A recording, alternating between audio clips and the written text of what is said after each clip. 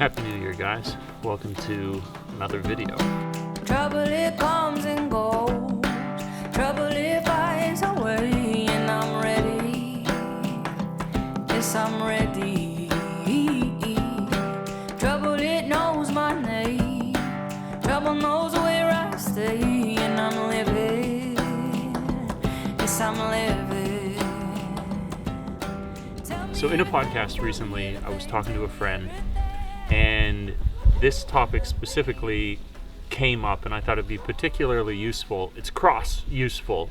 Doesn't necessarily have to be for Japan, but it's something that I think a lot of people overlook. You'll come across many jobs where you might fit the bill. You might nearly be the person that they would want as prescribed by what it is that they're looking for, but you notice one or two or maybe even three glaring details that are lacking in your experience.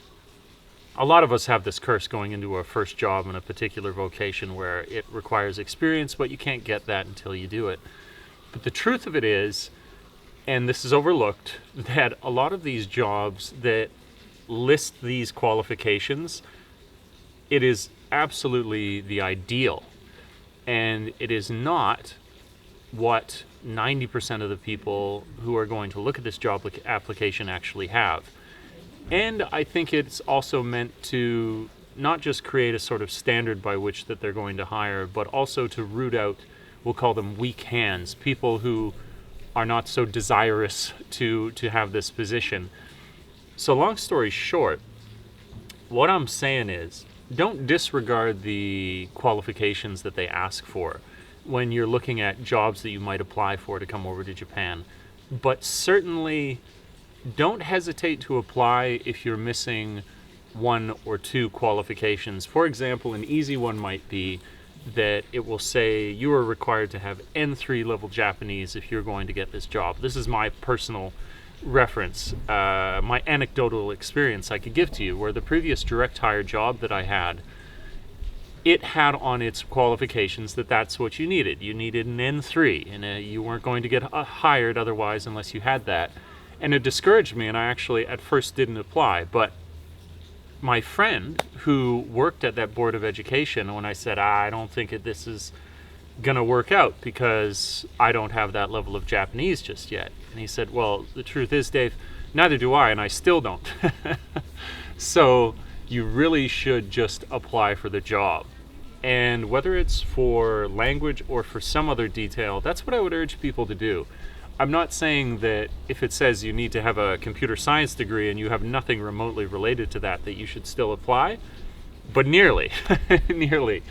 There's so much of what will make you good at a job that can be learned during the course of, and you don't absolutely have to have that experience prior to doing it.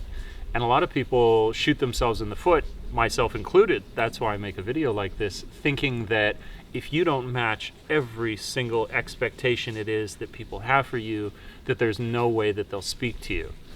When in reality, there's probably very few people who are actually going to meet that standard, and you don't know how things are.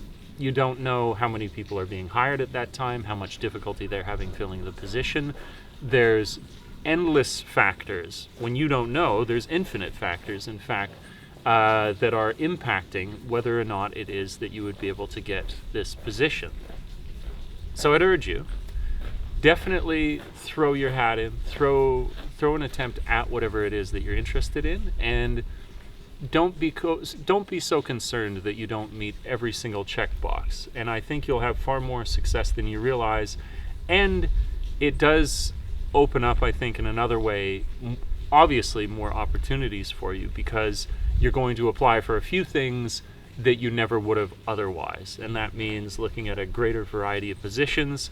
This could be for anything as well, I should add. From my perspective, up until recently, it would have been teaching, but this could easily just as much be true for something like IT. The person that I was speaking to in the podcast that we had done together, he was talking about his experience with programming and how when he was looking at the job application, it said that it required this level of programming, and for him to have dealt in these languages, and he didn't have all of them, but he thought, screw it, I'm going to apply and let the cards fall where they may. Long story short, he now has that position, and he got into it. And even when he got there, they had a programming test that you needed to do to check your chops, your licks, see how you're doing. And he said that he didn't even do so well on that, but by merit of his personality and what was good about the application that he made, they ended up hiring him.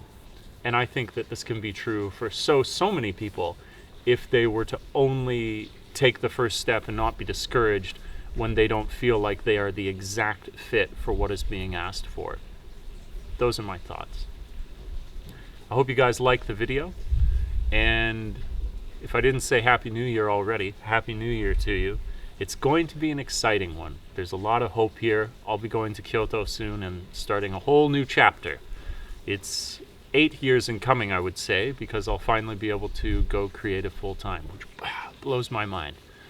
But this video isn't about me, it's about how I'm hoping to help you. So I hope I did, and I'll catch you in the next one.